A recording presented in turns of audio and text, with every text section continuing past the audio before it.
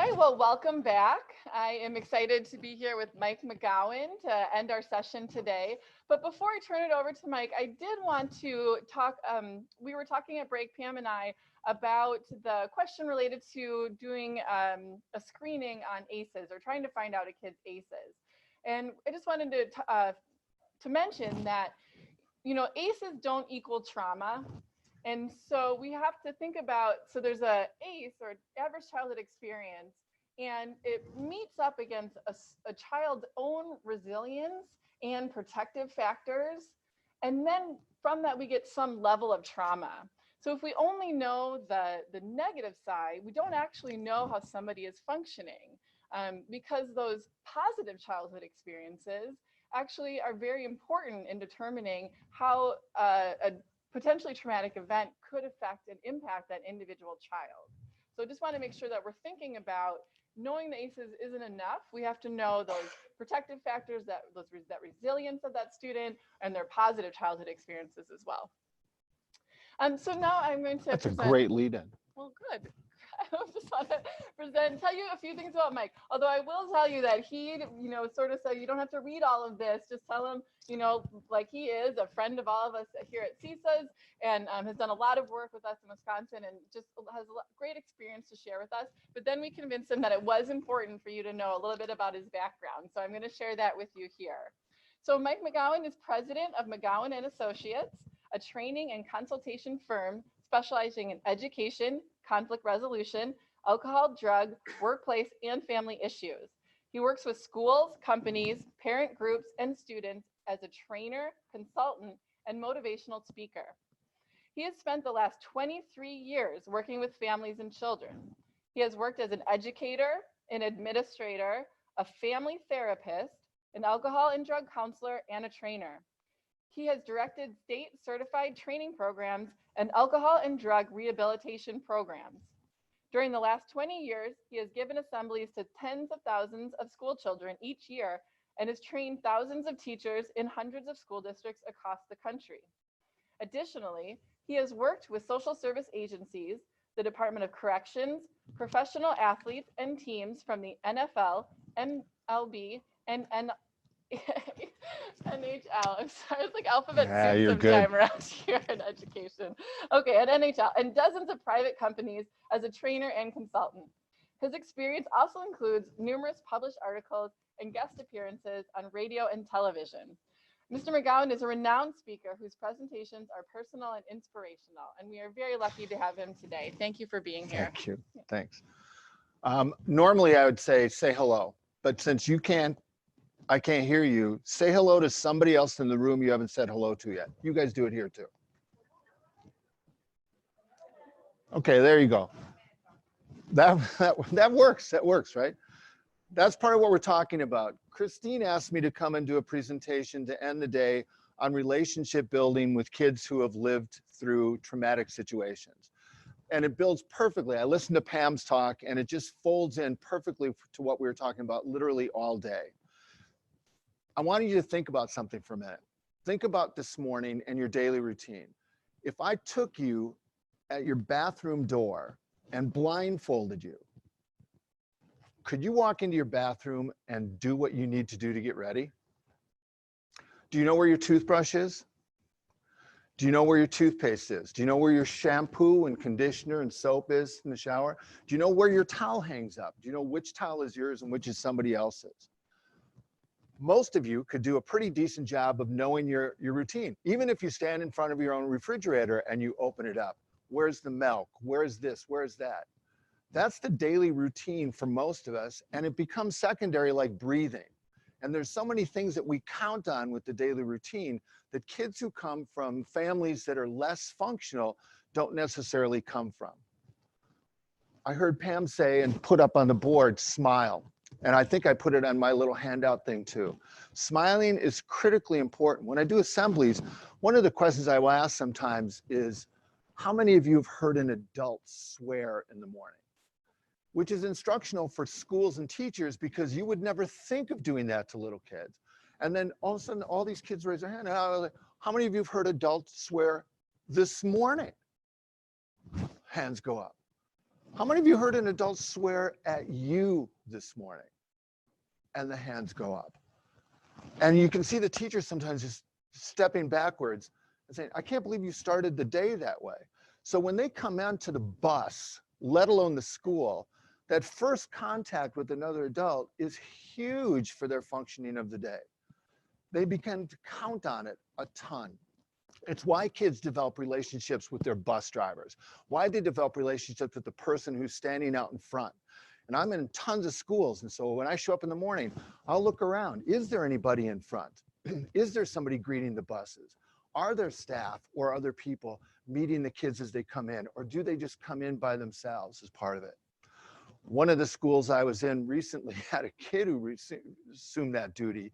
And it was just the most awesome thing in the world. I walked into school. I'm there every year around February. They bring me in to help the school entertain the freshmen, sophomores, and seniors when the juniors are testing. And so I walk in and there's a boy standing there like this. And as I walk in, he goes, hello. And I said, hi. He goes, I don't know you. And I knew he was unique right away. And I said, oh, I'm Mike. And he says, I'm Nathan. I said, nice to meet you. He goes, why are you here? And I say, I'm giving a talk today. And he says, have a nice talk, Mike. I said, thank you, Nathan. And I started walking to the office. And I'm walking to the office, all of a sudden I hear, good morning, Brandon. Good morning, this, good morning. And I turned and he's saying hello to everyone. And I'm standing there watching this. And all of a sudden I hear the secretary say, amazing, isn't it?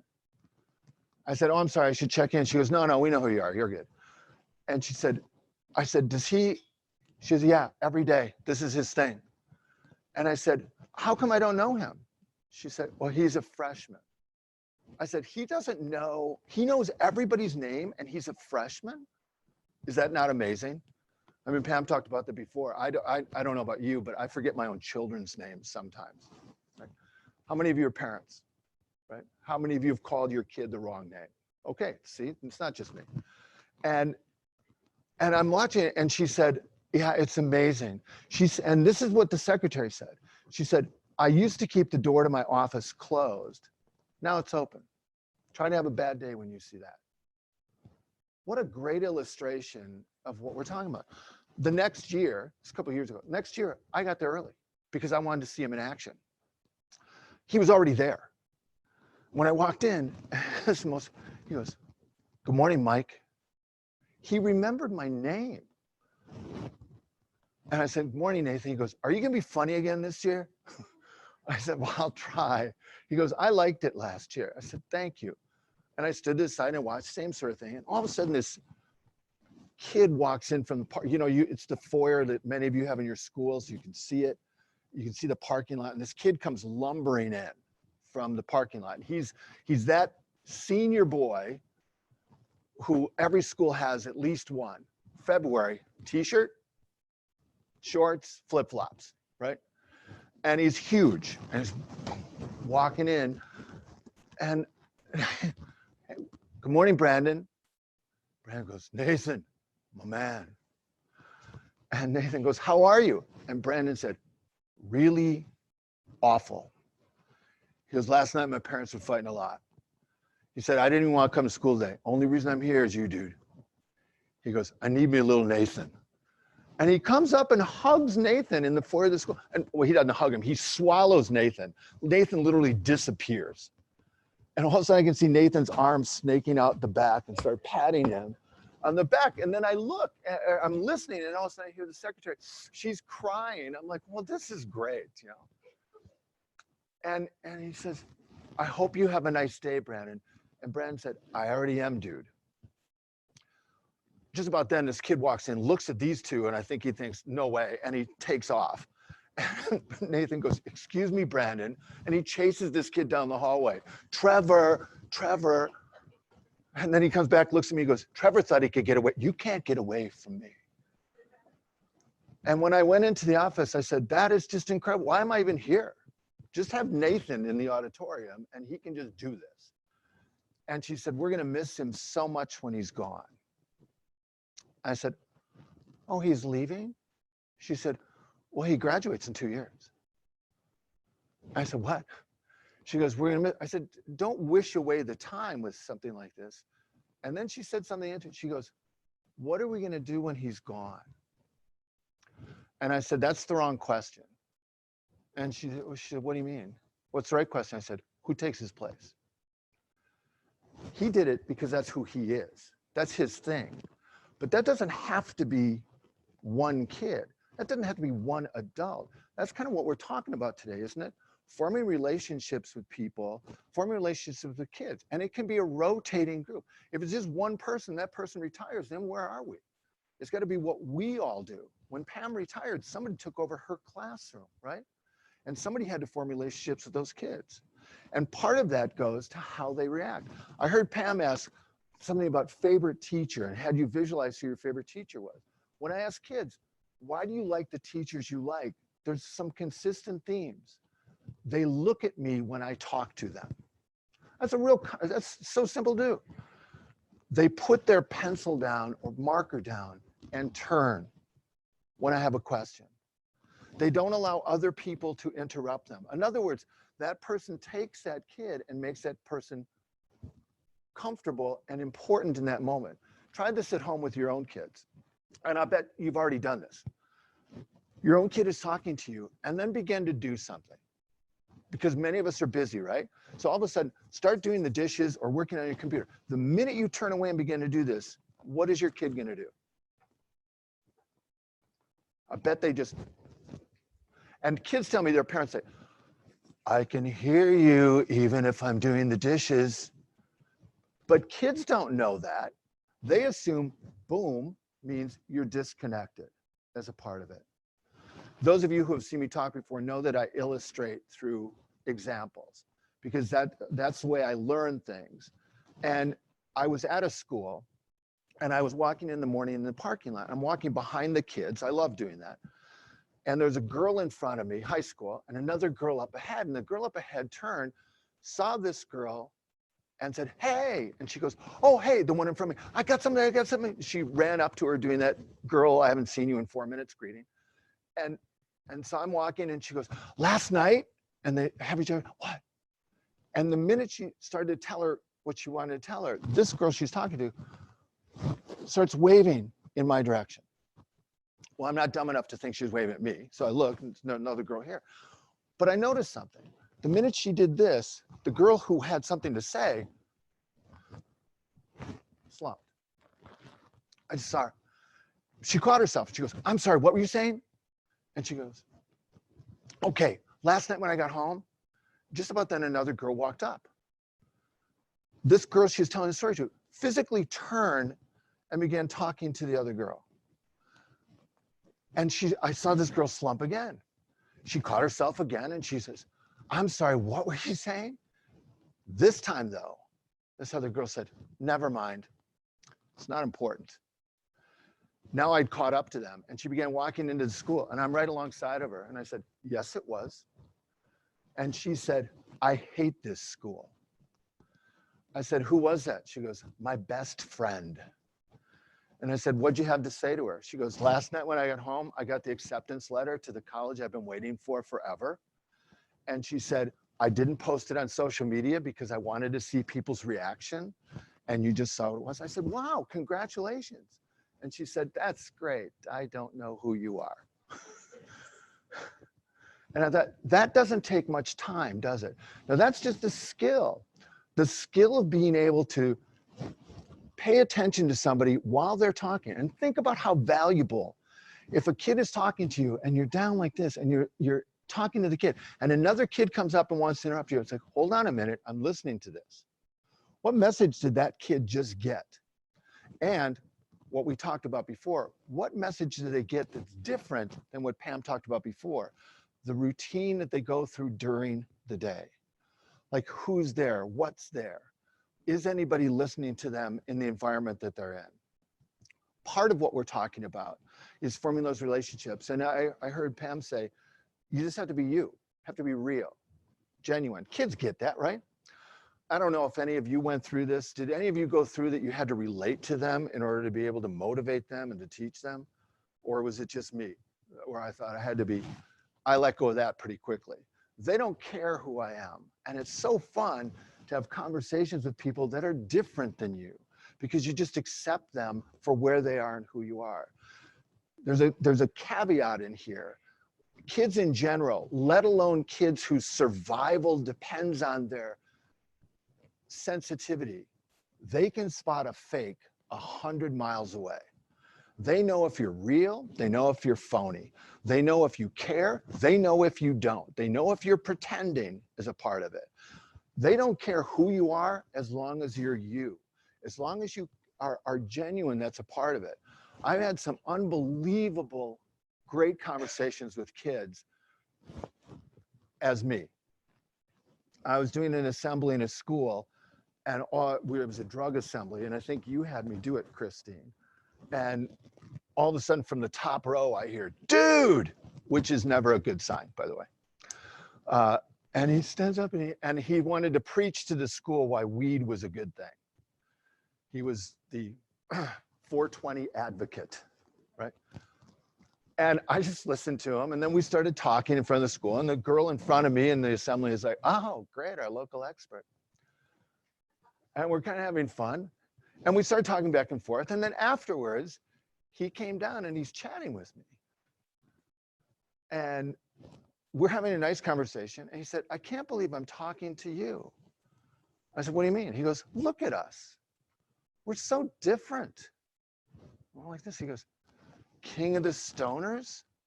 That's what he calls himself, King of the Stoners. Talking to middle-aged Malibu Ken.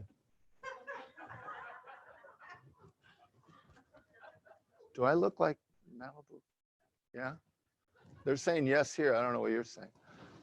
And I started laughing. I said, well, why do you think you're talking to me? And he thought about it. He goes, you don't judge, do you? I said, no, I don't judge. We take them where they are. Now, I love the last comment that was made when you were talking about ACEs before, because what we tend to focus on when we're talking about kids with traumatic backgrounds, and I bet you everybody in every room is thinking the same thing. We're thinking of troubled kids. Well, there's a bunch of kids who are doing just fine. Academically, athletically, artistically, they're successful. In fact, what we know from the statistics is children who come from troubled families tend to overpopulate the fields of education, counseling, nurses, psychiatrists, the clergy. People ask me all the time, why do you think that is? I'm like, because you got 18 years of pre-undergraduate people experience before you entered college, so you were adept at certain things. That's not unusual. So that in our room, some of you grew up this way, and you didn't go to jail that we know. And you're not wearing a bracelet on your ankle. You did okay. We think of those kids. Well, we expect success. We expect success from them, and we tap into some of that pride. The positive behavior and compliments are huge. Now, I have to talk about this for a minute. This doesn't deviate. This is one of those relevant tangents that we could get into literally forever. And I think for the school groups, this is an incredibly relevant conversation to get into. There's two things that I'm asked to talk about a ton at schools in the last couple of years. One clearly is vaping, right? But that's for another time. The second is kindness. When I ask kids, if I stand in your hallway, would I hear more compliments or criticism? They just holler back at me, criticism. I say praise or put downs. Then I say encouragement or sarcasm. You should hear the choir. And they're not saying encouragement. It's like sarcasm. And one of my little jokes is, I don't think we speak English anymore in this country. I think we speak sarcasm. It used to be, seriously, it used to be that I could give a compliment and it would be taken. I could say, Christine, I love your outfit. And Christine would say, oh, thank you very much. That's the way it used to. In the last several years, I've noticed that if I say to an adult, I like your outfit, what I'm likely to hear back is, why, what's wrong with it? People are assuming sarcasm rather than the compliment. And kids, especially school, they can't differentiate. They ask, are you serious a lot? Listen to the conversations. Well, you did so good. Really? Are you serious? They want to know if they're being teased first before the compliment is there. So when we give positive reinforcement and compliments, they have to be sincere. You can't say to a kid, you're really fast, when they finish last, because they're not stupid. It has to be a sincere compliment, and it motivates people. I've spent much of my life, like some of you will in here or have already, on the sidelines of soccer fields and basketball floors at youth tournaments across the state and country. Sometimes whole weekends, because who knows, why would we have to play only one game a day? Let's play 3. And you listen to how the kids are talked to in that forum, and you realize that they hear a ton of sarcasm. When I ask kids, where did you get the sarcasm from? The first time I asked that, I thought they would say older kids, back of the bus, social media, the television shows we watch. Instead, the first time it nearly knocked me over, and now I come to expect it. Where'd you get your sarcasm from? They say parents. Quickly adding after that, with no offense intended, coaches. I don't hear as much teachers, but I hear it. And I think that makes sense because a lot of kids, especially younger ones, have youth coaches. And how many of us have been there and you see a dad parent, a mom parent stand up and go, what are you all doing out there? And the kids learn what? Nothing. Well, I don't know. We're just kind of playing bad, so you humiliate us in front of our friends and our family. They don't learn what to correct as part of it. This is part of that turning it around. Seeing the positive for what happens is part of it.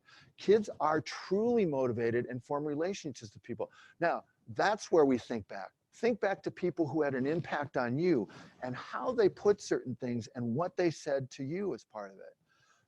I've been doing this for a very, very long time. And part of what I learned from you all. Because I'm one of these kids that came from a family like this. I didn't hear any positive. In fact, and I don't know why this occurred to me. I remember hearing in college that it takes 7 positive comments to outweigh 1 negative or some kind of, and yeah, I bet some of you heard, what a bunch of garbage. I remember in 8th grade, a teacher asking me, why are you getting a D in my class, Mike? It was an English class. And she was a nice teacher. And I said, one-on-one, and I said, because I'm dumb. And she looked at me and said, what do you mean dumb? I said, I'm dumb as a doorknob. And she looked at me and said, well, that's an interesting phrase for a 13-year-old. And I'm sure I blushed. She didn't probe, but you know where I heard that. I heard it at home, hundreds of times. And she said, you're not dumb. I said, yeah, I don't have the brains that God gave a goose. Another adage that I had heard familially. And she said, not true. And she reached into her drawer and she pulled out a piece of paper that was some version of whatever tests that we took at that period of time. I don't remember what they were. That year's version of skills testing. And she goes, these are your results. You're not dumb. And I said, what is that? And she told me the score. And I said, oh my God. You mean that I'm at 10? I'm 10%, 10%? She goes, yes. I said, so I'm dumber than 90% of the kids in this school? And she goes, no, it doesn't measure the lower. It measures the upper. I went, huh? And she goes, stop getting a D in my class. You're smart. Now, it might have been some other kid's piece of paper, now that I think about it. But that piece of paper and that comment, that was, and I'm not making this up, that was the last D I ever got at any level, ever. She didn't let me off the hook. When you talk about high expectations, she wasn't going to let me off the hook because of how I grew up. She's like, no, you're capable of more. And so when I hear people say, oh, you need to feed them, no, you don't. If the positive comment is sincere and it's real and it's genuine, kids get it. Secondarily, I think you understand that some kids frame themselves as being incapable, and we need to reframe that as capable. I can't do this. How many times have you all heard, I can't do this. This is too hard. I'm not gonna be able to do this. It's like, yes, you can. Look at what you can do now that you couldn't used to do. My two go-tos usually are skateboarding and bicycling, right? Do you remember, because most kids, do you remember when you couldn't ride a bike? Now look at you. You're riding the thing on two wheels going around and you're not falling over. How'd you get there? Well, I kept trying. Exactly. And now look at where you are. How about a skateboard? Yeah, I can do that too. And you don't have broken arms everywhere. You can do it and reframe it. Now, some of us have reframing as part of our DNA. We see the positive. Others of us have to learn it. The third part on your little blurbs that I gave you is the respect for the struggle in their life and their own family history. Part of that is every kid, every adult in these rooms have a story. We all have a story. We all have a backstory somewhere. And when you hear it, it gives you a flavor, makes that person three-dimensional rather than two-dimensional. I've heard so many over the years, it's just absolutely stunning and unbelievable. I was in a grade school and was talking to the kids, and then after the assembly, one of the teachers said, Henry, which is a great name for a fourth grader, Henry wants to talk to you. And so I sat down, he walks up, and as I'm talking to him, there's an odor, right? And that's what you talked about, Pam, with broken leg and, fix what's there. And so as he's talking, I'm like, it's just me and him. I'm like, Henry, I can answer your question, but got a little hum. He goes, oh yeah, I haven't had time to do the laundry yet. I said, oh, you did the laundry? Well, not always, but for the last week or so. How come? Mom's in jail. Oh, your mom's in jail? Who are you living with? My second grade brother and first grade sister. But between getting him ready for school and to bed and getting the lunches ready and stuff, I haven't had time to do laundry yet. He's fourth grader. He's home alone. And mom, we found out later, had not told the school or the county or anybody else that because she didn't want them, she feared them taking away the kids. So then the task for the school was to find a relative, call mom, don't worry about it, we'll make a plan, and have that kid taken out. Well, now, this is a kid who I'm not saying you don't have to do this. Literally later in the day, I saw him walking down the hallway carrying a globe. I'm like, Henry, you're carrying a globe. He's like, it's our bathroom pass. I'm like, huh. And he gets to the bathroom and he puts it outside the door and he turns to me and goes, you don't carry it in there, you don't pee on the world. And he walks, and I thought, Henry's getting himself and his younger brother and sister ready, taking care of him for over a week by himself, and he needs a globe to go there. Now, I know you have to do stuff like that. But my guess is if you knew the backstory, you wouldn't make him carry the world to the bathroom, right? Part of that is helping those kids deal with what they have and respecting some of the backstory with that. When we talk about the resiliency that I saw up on the board before, part of building the resiliency for kids, Pam had a little thing up on the board that said build skills, lack of social skills. Well, why would you know how to do something that you've never seen and rarely had to practice? This is personal, and I think you'll relate to it. One of the challenges for me being a dad was, what do you do around birthdays? Because families organize themselves over those daily rituals we were talking about before, right? But they also organize themselves over family traditions. I've had teachers tell me, I had a teacher one time tell me that she told her 4 sons that they could marry anybody they absolutely wanted, as long as the person that they married was a Christmas Day person, because she had dibs on Christmas Eve for all time. The family tradition for them was Christmas Eve, so they couldn't marry a Christmas Eve person because that would cause conflict. They could marry Christmas Day. I thought that's so funny. Do you have traditions in your family? Where do you sit at Thanksgiving? Who brings what? Who doesn't bring anything at all? How is that based? How many of you can already tell me who's bringing what in November of next year for Thanksgiving? Where it's going to be? Do you have assigned seating? Bet you do. Everybody nods no to that, and then you think, well, actually, there's several chairs you can't sit in, which are reserved for certain people. I've been a guest of many people at Thanksgiving, and it's really stunning. It's like you go, you're the guest, sit down wherever. It's like, oh God. You go sit. Just tell me where to sit. How many of you have at least one sibling that is expected to bring absolutely zero to Thanksgiving, but they walk in complaining about what somebody else brought? That's the rituals that we all gather. I've been at Christmases where people open one present at a time, and the present opening takes 10 hours to do. And then I've been to others where it's like 1, 2, 3, go. And it's like, great, I never have to buy a present for this family. They'll never know, right? Those traditions and rituals are absent in some families. The ritual, the daily ritual is who's going to be home, if anybody, when I get home? How is that going to go when I get there? Is there food? When is mom or dad or stepmom, stepdad going to be there? Who's going to be with them? Am I sleeping somewhere? Where am I going to sleep? Where's the bed? And then they still come to school.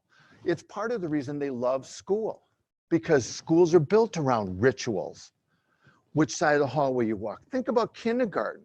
The first thing they want is all the adults out of the room.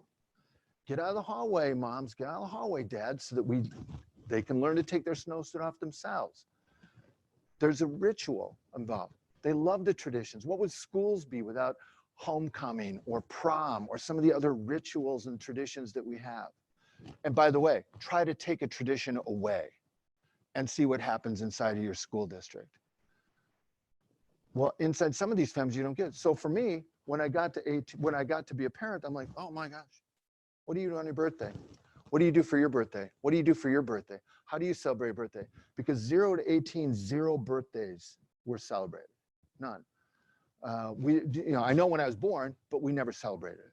So no parties, no cakes, no nothing. So when I heard, okay, you can pick your cake out. You can tell us what cake it is. Oh, you get to pick where we go to eat. You get to pick what we have to eat, how you do it. Some families, yeah, if you speak while you eat your cake, you got to eat your cake under the table. I love that tradition. I thought that was great.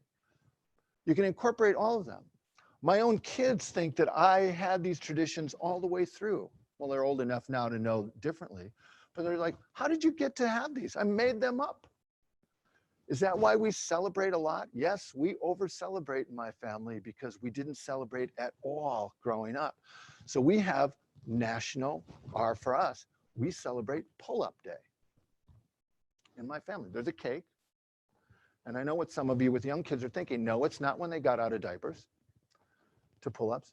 It's when my 6th grade son came home and said, we had presidential physical fitness today. And I'm so mad because I did great in everything, but I couldn't do but one pull-up.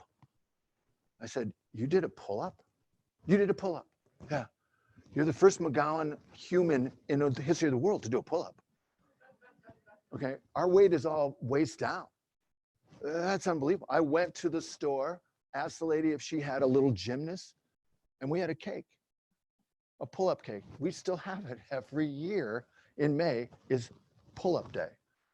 And we have a cake. Now he's in college, so I still have the cake. It's great because he's in college. I get to eat more of the cake, and I just take a picture of it. It's great. I love Instagram. Part of that goes to helping him get through it. Now, what skills do they need? They need to learn how to listen, but more importantly, they need to learn feelings. One of the things I did, and I don't know if it came across because I stopped listening when you started reading, is I used to be an in-home social worker. I worked with people inside their homes doing intensive family therapy. And what was fun about that was you saw them in their own environment. So you got to see everything they had. There are all the good parts and all the not so good parts. And one of the things that I've recognized over the decades of doing this now is that maybe it's just endemic in our culture or our humanness as it is, but it's absolutely true from my perspective. We are totally comfortable with anger. We love anger. We try to keep anger at the forefront. In the families that I would work with, when somebody experienced a different feeling, like sadness, and began to cry, the family would work overtime to get them back into the angry platform. Oh, there she is, crying again, boo, until the person's like, shut up. Now we're happy again. Now we're back to, because we didn't know how to handle the other feelings. It's a part of it. Part of being successful, part of being resilient is learning how to control those feelings, because anger never comes alone. And sometimes we see, as Pam said up on the board, we see the kids expressing themselves through that rage or defiance as part of that. But it belies something that's underneath that's so much deeper and so much more important. Again, I was watching a lot of schools, and I had a break in the day, and so I went out and watched recess. I love recess. And the fifth, in fact, this was in your school district, by the way. It was in the Manitowoc School District. They're over here. They're not here. And I was watching the fifth graders play basketball. And they were showing off, or doing what they thought showing off. And you could see in their little fifth grade heads, you know, I think I'm pretty good. I think I'm pretty good. And one of the boys is doing his little juke and stuff. And he takes the basketball and he tries to boom, boom between his legs, right? Boom. Well, he missed. It was short. And it hit him. And he yelped and clenched. And the ball stuck between his thighs, which was hilarious. And then he fell. He's okay. He's fifth grade. And when he fell, all the other kids who saw it did what? They laughed. He felt how? Embarrassed. But he acted mad. He got up and I watched him measure the group. And he picked out somebody deliberately, walked towards him and did that boy thing. Shut up. And the kid came, you shut up. Make me, you make me. Another shoulder to shoulder, you make me. Which is boy code for somebody, please break this up because I could get hurt. They don't really want to fight. The playground supervisor did not hear them at first, or wasn't watching, but when they started hollering, she turned and said, boys, get over here. And I'm watching, and they dutifully walk over with that. And she said, what happened? And they said, nothing. Tell me what happened. Nothing. Tell me the story. And I'm going, good. Because if you don't see it, then you can't interpret in 3D what really happened, can you? You get the 2D version. And one boy goes, okay, well, he got about that far. And she goes, stop, I don't want to hear it. I remember thinking, well, wait a minute, you're the only one that asked. They're perfectly content to not tell you. And then she told them to do something which I think is pretty common. Think about what she told them to do. Up against the wall for the rest of recess. Most elementary schools have a wall or a bench or some place. And I get that, because what she saw when she turned was anger. And so she's giving them time to cool down, except there's so limited time in recess, it's not like there's the time for the follow-up. So I get that. But when she gives them time to cool down, you said he felt how when they laughed at him? How does standing on the wall help his feelings of embarrassment? In fact, if anything, it accelerates them as he's now shamed or laughed at or picked on for that. And I can predict something. This fight, is it over? No, because they're boys, they're gonna be playing together the next recess, right? Playing ball. If they're girls, they would not be playing together next recess. They'd be forming little fifth grade armies, right? And they would stay mad at each other until probably the 25th reunion. But the boys, and he'll wait till the boys turn his head and he'll throw him a pass or something, hit him in the side of the head, but hey, that was an accident, or do something else. And that can go back and forth, but they keep him there. He doesn't know how to deal with it. So I walked over to him, and I took my position on the wall and had them face me so we could watch, and that other kids are walking up. And now we get to, how do you feel? Okay, and here's what happened? How do you feel? What can you do?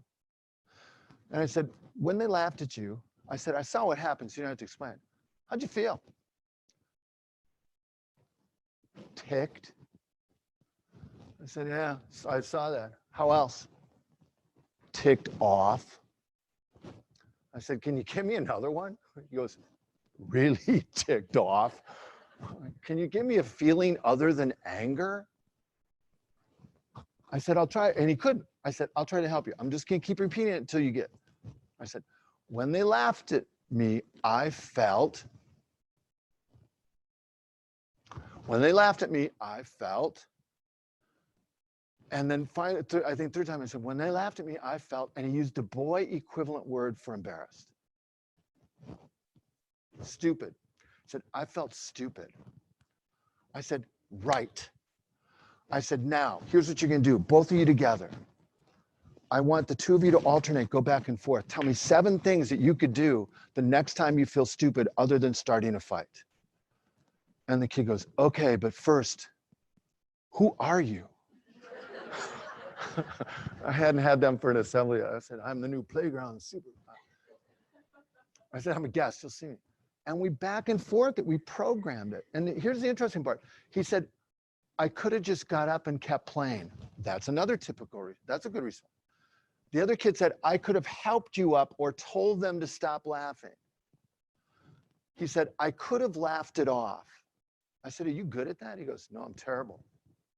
One girl who was over here and said, why didn't you just walk away? And they looked at her like she was ill.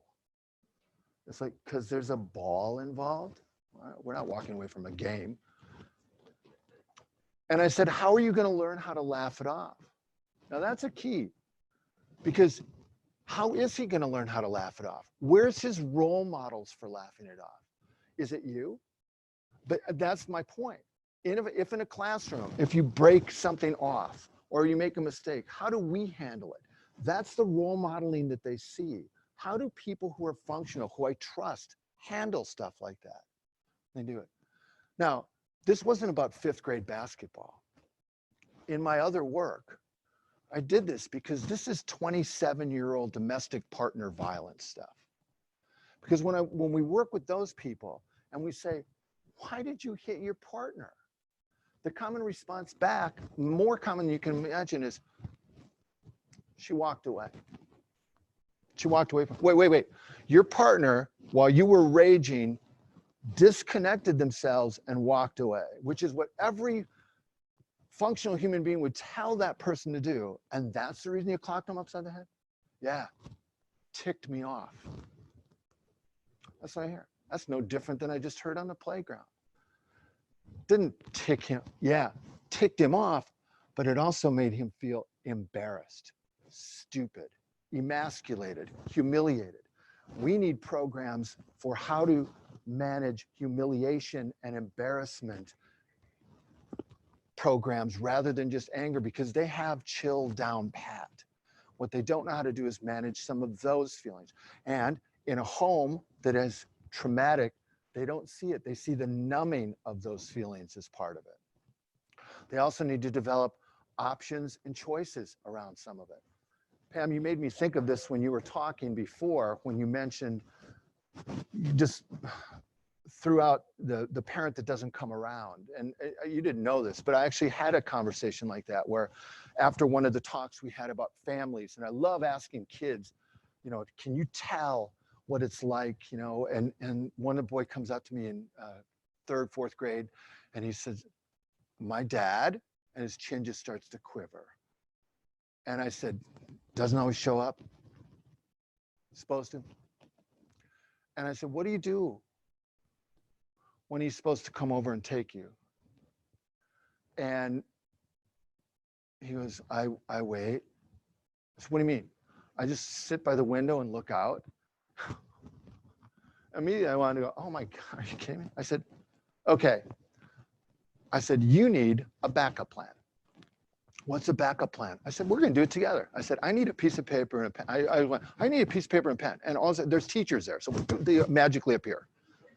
You must all keep them on you at all times. And so we sit down on the floor and we start writing. I said, what could you do while you're waiting just to keep yourself busy? You must be getting to him. First thing he says is homework. And that would have never occurred to me. But I wrote homework down. And he's like, I don't know, what else? I said, do you have a little brother? Yeah, you could bury him in the snow. Bury him in this. And he started laughing. He goes, really? I said, well, we'll edit this later. He's like, well, I could play game with him. And then I said, what game? Again, I heard the word specific before from one of the coaches here, not general, specific. So we listed the games that he liked to play and what he could play. And we talked about what else he could do. And we ended up with a list in about 4 minutes, that's all, of about 21 things that he could do. Fold it up, here's your backup plan. Hope he comes.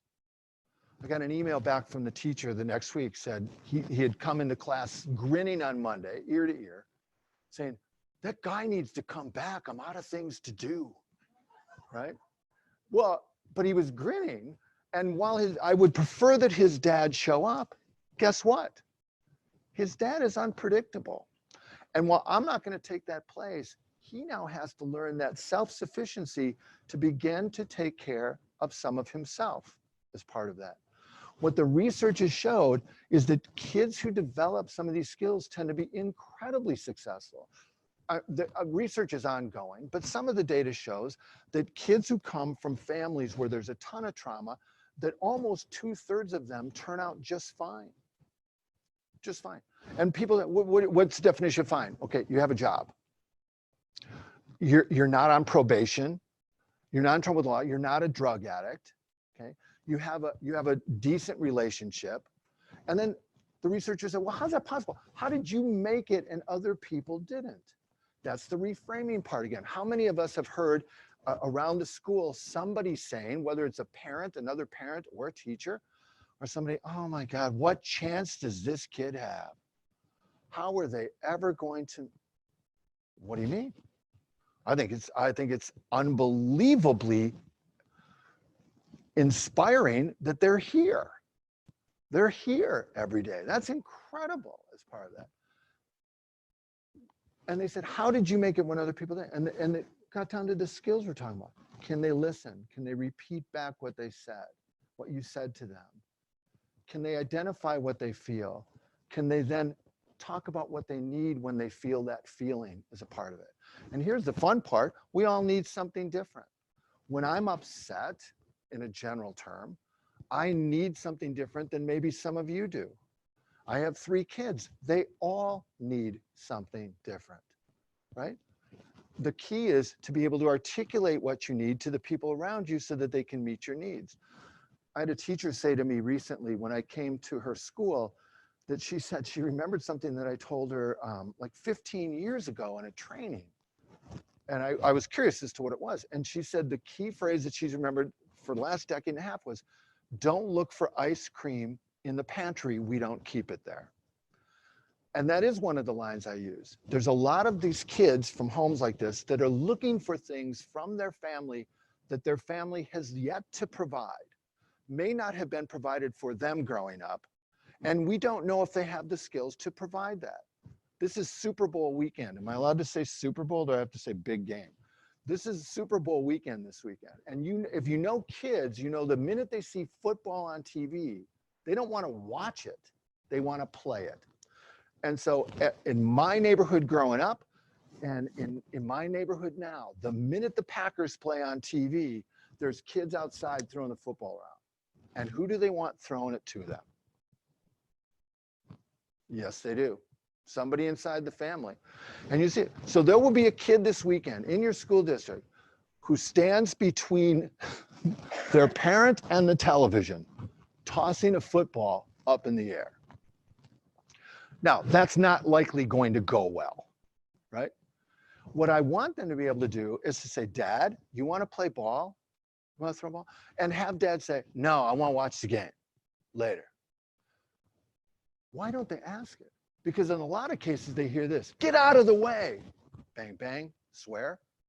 And the kid takes the ball, huffs it down, pouts, walks out of the room. No. That kid's not getting their needs met. I want that kid to toss the ball, say, Dad, you want to play catch? No, I'm watching the game later. Mom, do you want to throw me the ball? Sister, do you want to throw me the ball? Older brother, you want to throw me the ball? Next door neighbor, you want to get a game going on your I want that kid to keep asking until they find somebody to play catch with. Now, I would prefer it be the first person that they think of and want to have that relationship with, but why? If they're playing catch, then they're more likely to have their needs met and see the situation they're living in a realistic way. I have kids that have said to me, I'm talking about dads right now, my dad is a really great guy when he's sober. When he's intoxicated, he's not so nice. They can differentiate between those two states of being as part of that. And that's part of what we're talking about when we're talking about adaptive distancing. Adaptive distancing is the ability to distance yourself away from unhealthy relationships towards relationships that are healthier. And we all have these. And sometimes we feel this obligation inside of us because we're connected in some way to a cousin we're told we have to have a relationship with who's crazy as a loon, but we don't want to talk to them, but we're made to feel ashamed that we need to, right? How will you know if your parents are in a good mood or bad mood? How do you know your teacher's in a good mood or a bad mood? I would invite all of you to go into the room tomorrow and say, how do you know if I'm in a good mood or a bad mood? And have the kids give you that feedback. We're getting laughter out because they will tell you how they know. I've had kids say the most amazing thing. I had a kindergarten boy once when we're doing this, he's sitting on the floor, which is where they all sit, right? Pretzel leg, pretzel leg. And he goes, clicks. I said, clicks? And like who she hangs around with? He goes, what do you mean? I mean clicks. I said, I don't get it. He goes, when she's not in the room, I listen in the hallway. And if I hear click, click, click, she's in a good mood. If I hear click, click, click, click, click, she's in a bad mood. He's 5. I looked at the teacher and she's like, and all I said was, what do you do when you hear click, click, click, click, click? He goes, smart kid. When I ask kids, how do you know your parents are going to mood or bad mood?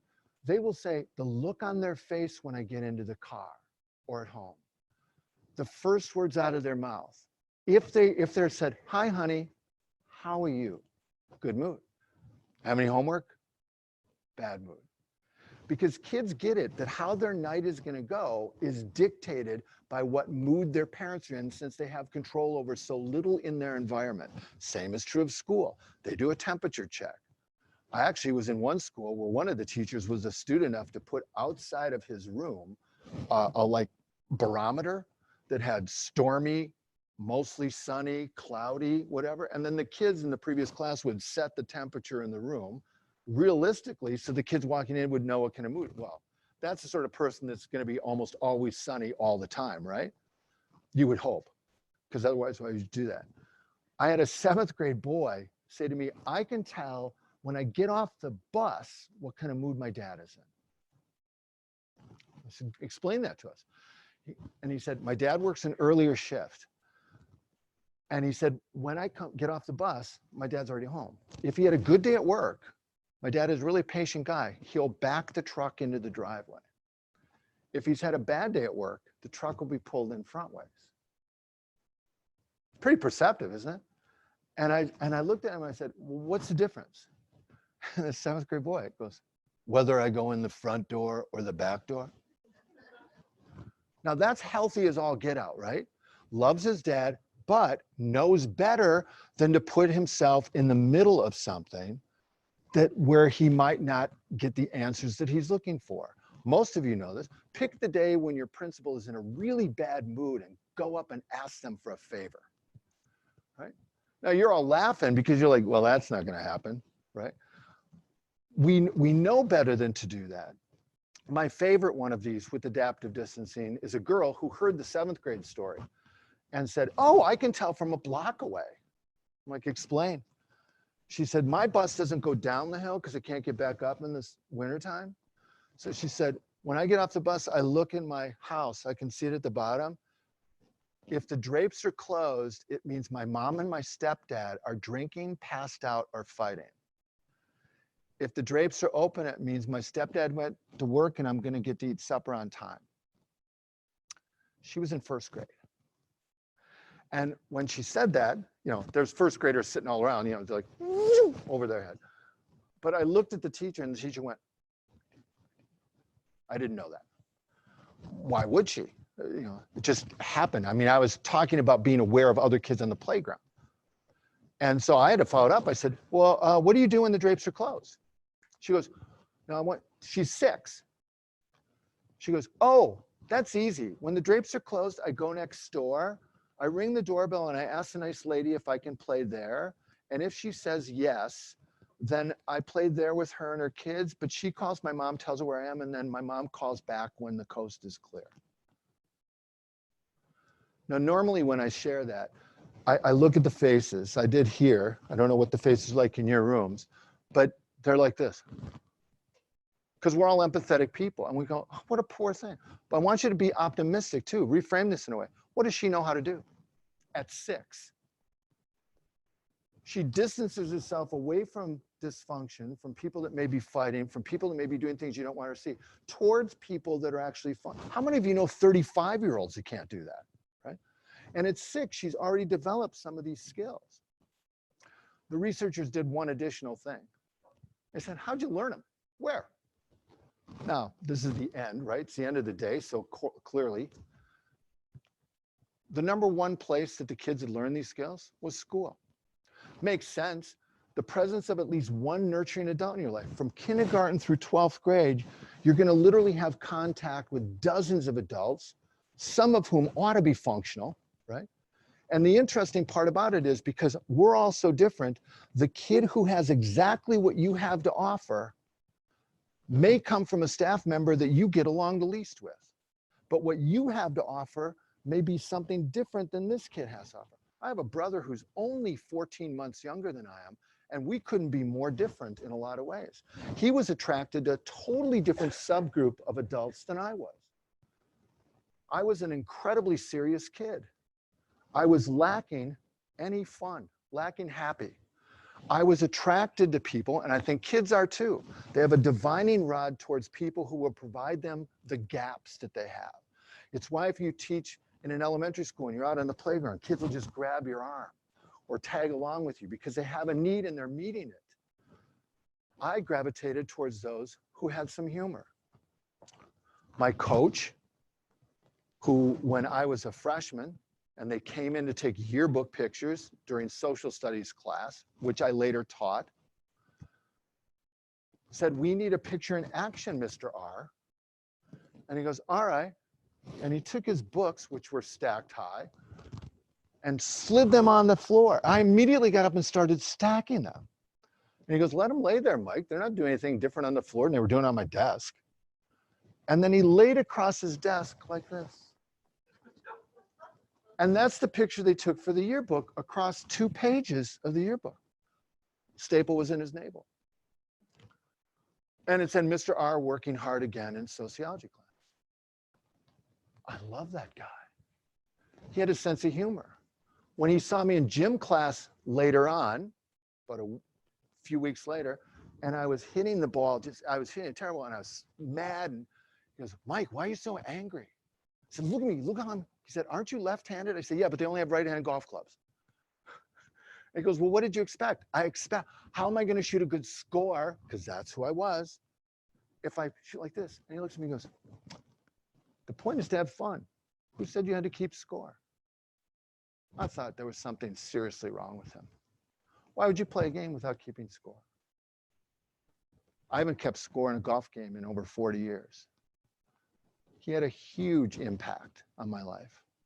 Just like every single person in here had a huge impact from another adult outside of your nuclear family that shaped who you are.